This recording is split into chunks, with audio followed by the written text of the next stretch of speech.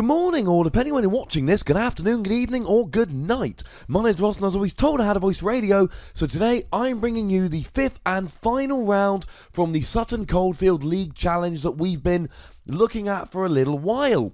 On the left, we have Charlie Powell. He is going to be playing Yveltal with Mew. He has got a record of 3 wins and 1 draw. And on the right, we have got Oliver Parks, the undefeated 4-0 with Mega Mewtwo. Now, we saw him back in round 3, taking down Ben Pavy's Yveltal Zoroark deck. Now, he's got a bit of a tougher match here, partly because Charlie is an exceptional Worlds player. He goes to Worlds every year. He's always got an invite. And partly because he has teched against a Mewtwo match. That's why he's playing Mew, although we will get to Mew as this game goes on. Neither player has been defeated yet this tournament, and the winner will be the winner of this entire tournament. It's going to be interesting to see who it is. Now, I should say a big thank you to Ben Rollison right now, the lovely chap who recorded all of these games for me and sent them over so that you lovely people could enjoy them with me, and so that I can sit here and have a gander and watch and commentate, which is one of my very favourite things to do. If you want to hear more Pokemon, by the way, you can find me on Twitter at TheWassy.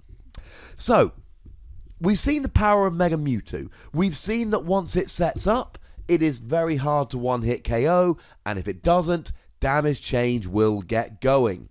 Now, Charlie's going first. He's got that Fright Night Yveltal in the active, and Oliver has started with a Shaman. Now, what's really good about that Yveltal is that its ability turns off the effects of any tools in play, which means that Oliver can put a Spirit Link on his Mewtwo, but it won't have any effect, meaning that Mewtwo will have to end his turn to evolve. So there is a very good argument here for Charlie just trying to keep that Yveltal in the active.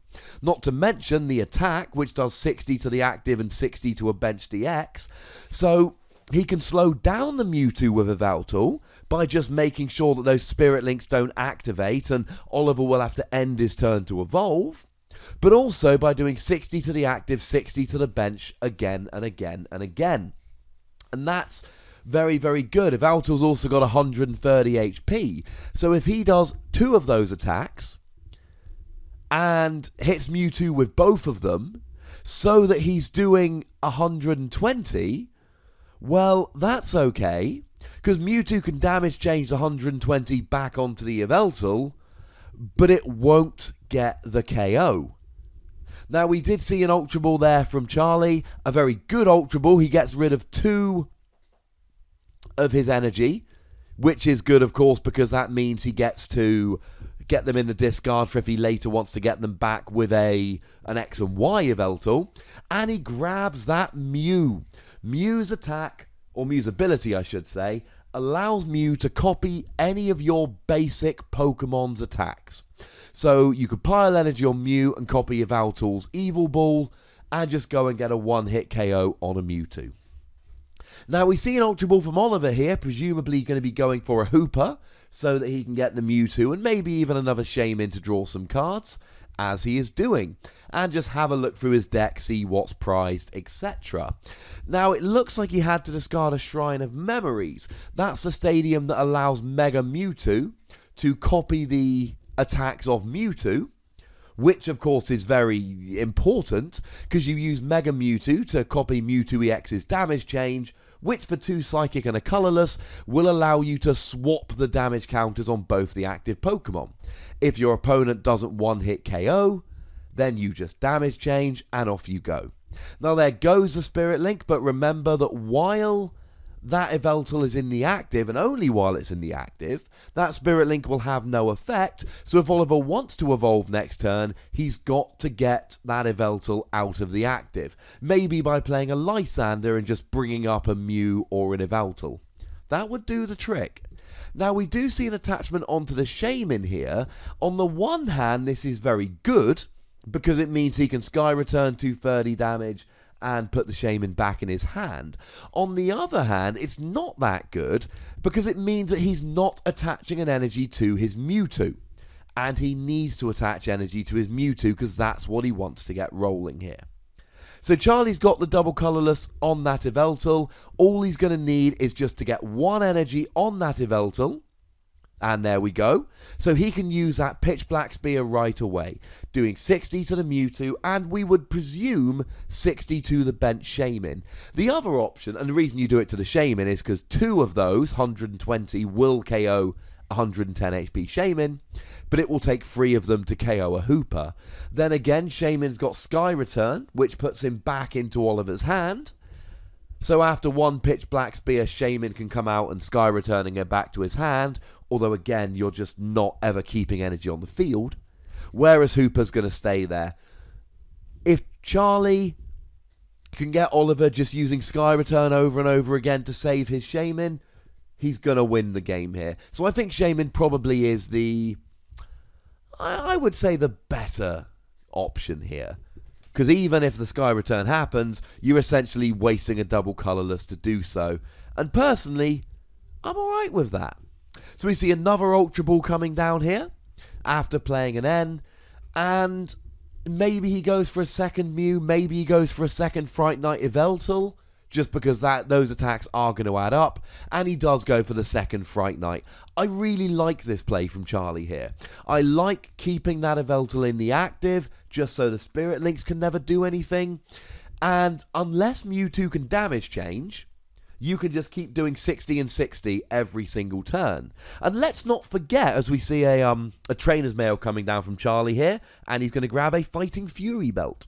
Let's not forget that Mewtwo takes 2 Psychic and a colourless to damage change, and he doesn't have energy on him at the moment. He doesn't have any energy. Oh, another trainer's mail coming from Charlie.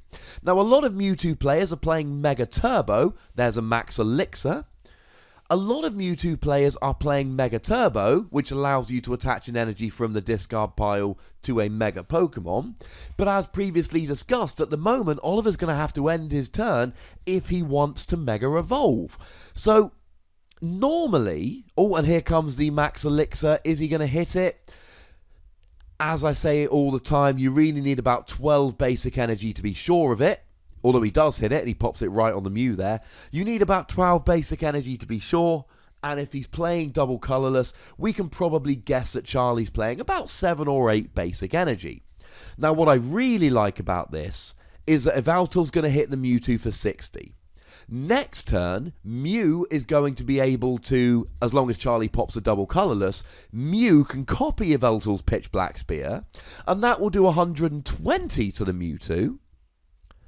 And then straight away, that adds up to 180, and off he goes. So Charlie here is just going after the Mewtwo's. He wants to take out these Mewtwo's. He's not trying to get the cheeky prizes off the Shaman, which is a valid way to go about things. What he wants to do, and we see the Max... Oh, so there is Max Elixir here from Oliver.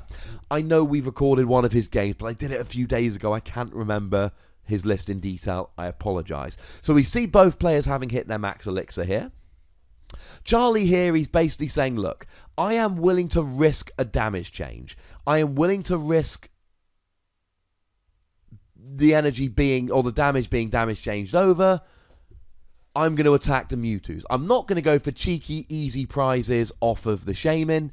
I would rather just take out all of his Mewtwo's and risk running into the damage change. Oh, that's a painful Sycamore, especially losing the double colourless. I do wonder where he's going with that double colourless on the Mewtwo in the active, because now that he's played the Sycamore, he can't Lysander, which means, and here comes the second Max Elixir, which means he's not going to be able to get that Yveltal out of the active. Even if he were to play an Escape Rope, there's another Yveltal, which means that Mewtwo can only Mega Evolve and end the turn. In which case, the Mew, which I believe now has a Fighting Fury belt, is going to do 140, putting Mewtwo on 200 in total, which means that Mega Mewtwo would have 10 damage remaining, or 10 HP remaining. So I'm not too sure about that energy attachment there. Maybe it would have been better off on the benched Mewtwo. Having said that, I was going to say Charlie could Lysander and KO. Now he can't. So that energy attachment is probably going to be wasted here.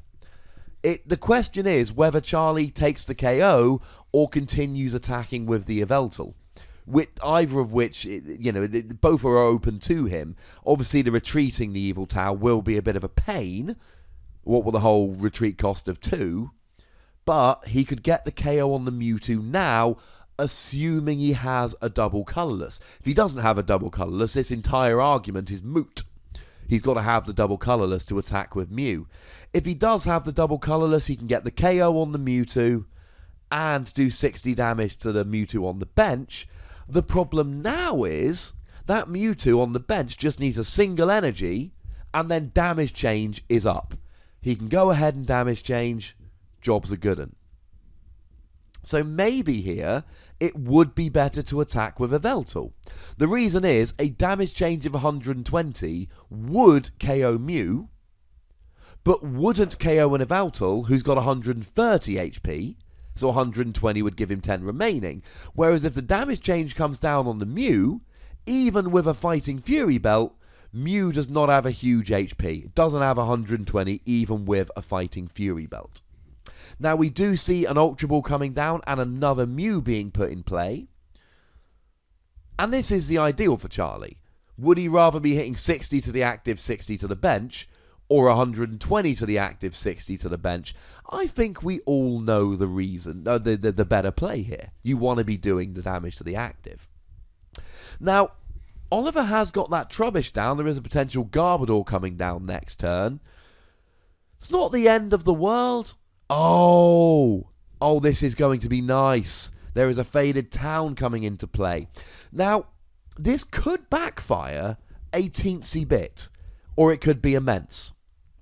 Faded Town puts 2 damage counters on each Mega between turns. Of course, if he puts the Faded Town down and then does Pitch Black Spear to the bench Mega Mewtwo, that will then put him on 140, which means damage change would be enough to KO the active Yveltal. And he only needs 1 energy to do so. Now, he would have to take the 3 damage counters, but I can't imagine he's going to attack the benched Mega Mewtwo here. Oh, no, he is going to attach the benched Mega Mewtwo. So he's going to take the 20 from Faded Town.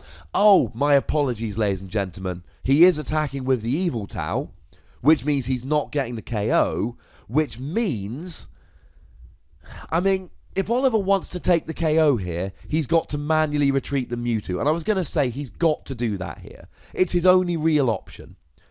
Both those Mewtwo's are on the edge. What he can do here is switch the damage.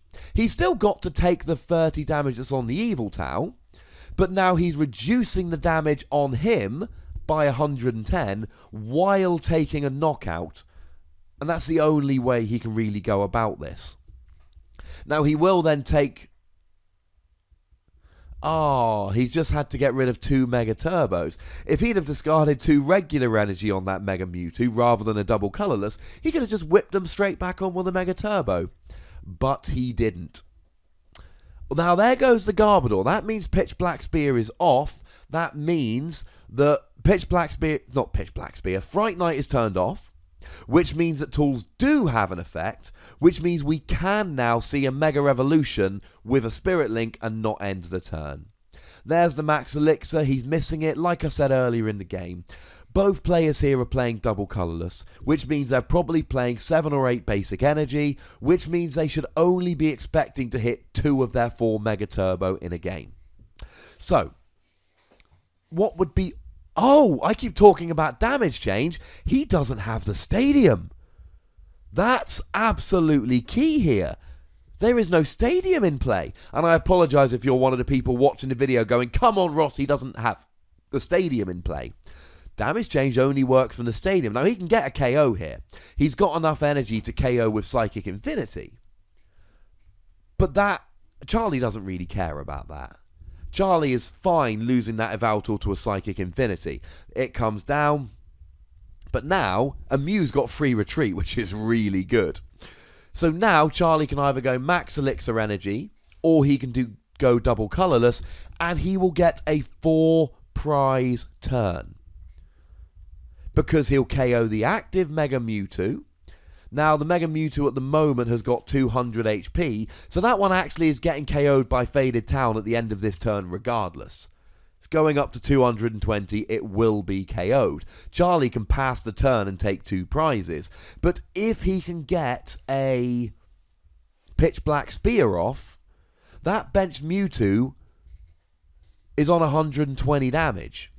Which means it is 1 Pitch Black Spear away, or 50 HP if you want to be a pedant, from being KO'd on the bench. A Pitch Black Spear here would see Charlie, well, it would do a number of things. He'd take 4 prizes, he would get rid of both the Mewtwo's, and he would remove all the energy from Oliver's board. Yes, he can pass and just take 2 prizes. Okay, he's got the energy here. He puts it on the Yveltal. So it seems like he is content here to just take the KO from the Faded Town and build up on the bench. He will still be leaving Oliver with 0 energy on the board. He'll have a Mewtwo with a Spirit Link, but nothing else. And another thing I should have mentioned, Mew cannot use a Pitch Black Spear now, because the Garbodor turns off the Mew. So actually, in this matchup, Garbodor is much more important than I gave it credit for, because that Garbodor turns off Mew's ability. Now, I like this play from Charlie here, using Y-Cyclone to get the KO. Now, he was going to get the KO anyway. That KO was happening from Faded Town. What Y-Cyclone did was move the double colorless onto the Lugia, meaning that he can conserve that energy and build up for a KO using that Lugia in his Aero Ball. So that is a very, very nice play indeed. So just to confirm, Garbodor here has turned off the Mew and has turned off the Fright Knight. Garbodor is a big play. I think when Garbodor first came down, I think I underplayed the importance in this matchup. It's big. The reason it's so big, had that Garbodor not come down, then on the previous turn, I think Charlie attached a double colorless to the Yveltal last turn. Charlie could have attached a double colorless to Mew, copied Pitch Black Spear and taken 4 prizes. Now as it is, he's still taken 2 prizes. He's still knocked all the energy off Oliver's side of the board. That Mewtwo still on the bench still only has 50 HP remaining. So make no mistake about it, Oliver is very much on the back foot here. The Garbodor is helping, but the Garbodor only helps, and this is something I've been saying a lot lately. In theory, Garbodor helps a lot in Mewtwo. Look at this match here. This match here really nicely sums up my thoughts on playing Garbodor in Mega Mewtwo. Look what it's done to Charlie. It's turned off Mew. It's turned off Fright Knight. It's done loads to help. But Oliver's deck is not running as smoothly as he was like. If he took out the Garbodor, that gives him more consistency cards, supporters, Mega Turbos, Max Elixirs, Energy, etc. He could be playing a lot more cards, which would do a lot more good. As it is, he's sitting here, he hasn't set up properly, and I'm not saying it's entirely because of the fact that he's playing Garbodor, but he's playing Garbodor and he's not running as well as he would like. Even as it is now, he's attached an energy to his Mewtwo on the bench, but he's attached an energy to a Mewtwo that's already got 120 damage on it. That is not what you want to be doing. You want a nice fresh Mewtwo being built up here. And that's not what he's doing. Now, he has used a Lysander to pull the Yveltal into the active. He's buying a turn. Yveltal's got a retreat cost of 2. So he's trying to make it so that Charlie isn't going to be able to attack this turn. But Charlie's still in a driver's seat. What Charlie wants to do here is build up those Yveltal EXs and Lugias to smash and get one-hit KOs on the Mewtwo. And that's what he's doing quite nicely here. He is going to be content to just sit and chill for a minute, because he can sit there while he attaches energy, and then when the Mega Mewtwo comes out, he's going to have something with which he can take it down. What Oliver really needs to do here is build up the energy on the Mewtwo and then start picking stuff off the bench.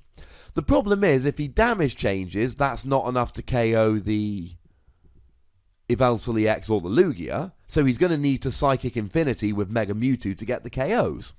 But if he does that, he's leaving 120 damage.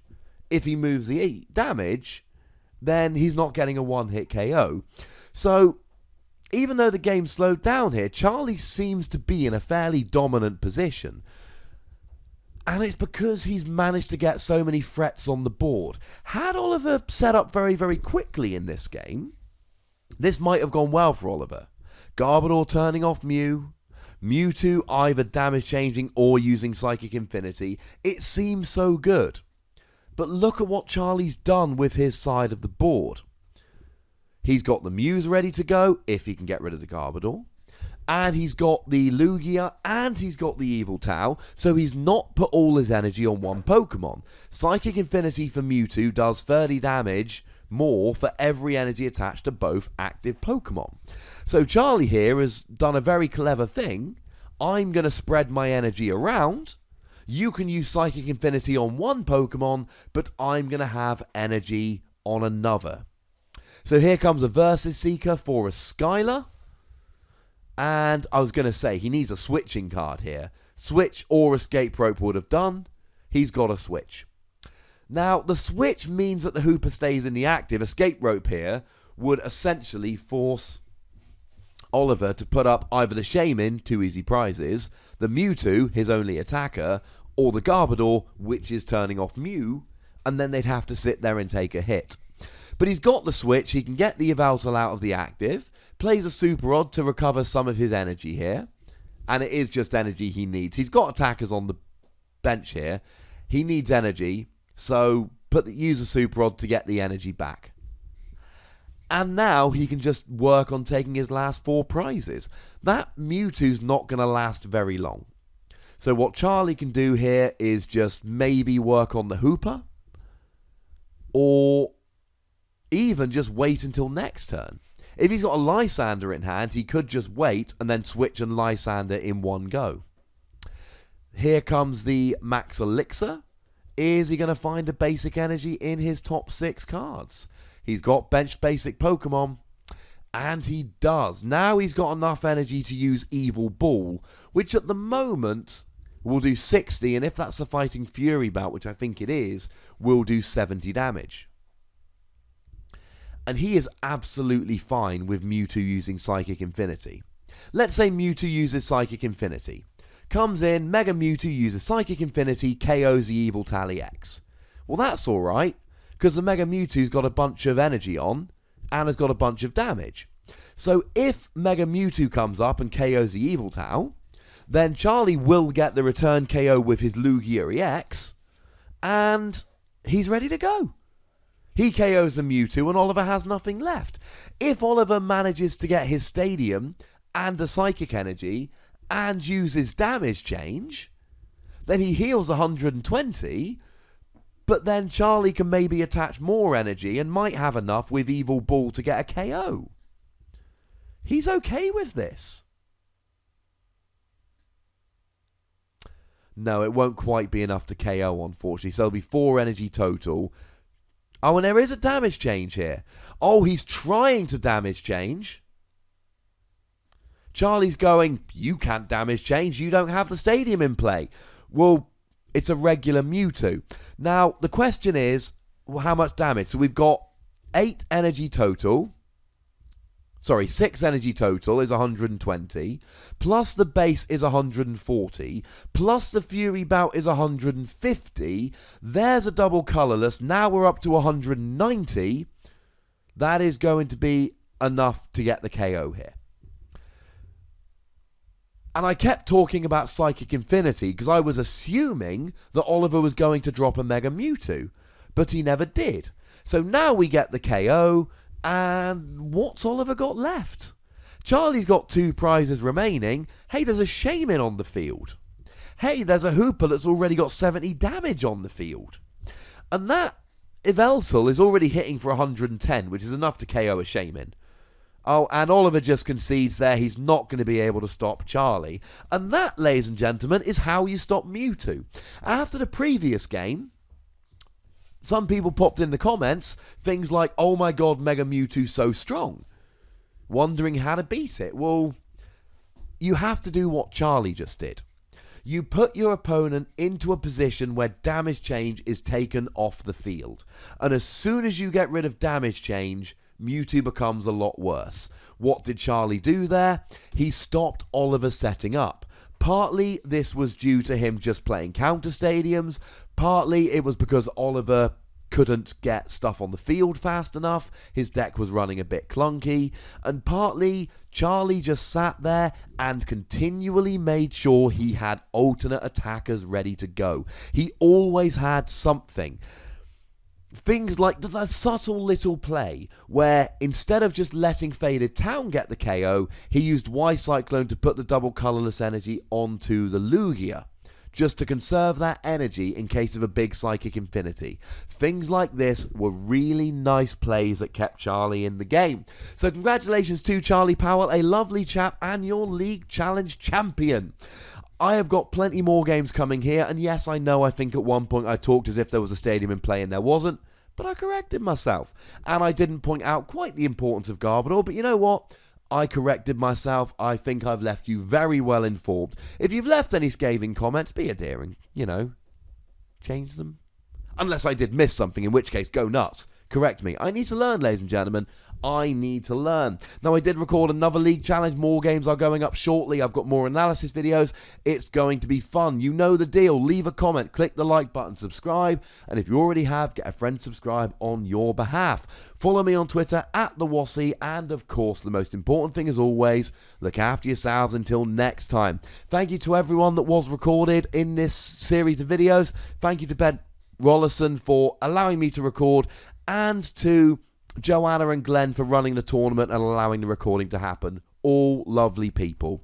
Thank you very much for watching. My name's Ross, and you've been watching PTCG Radio.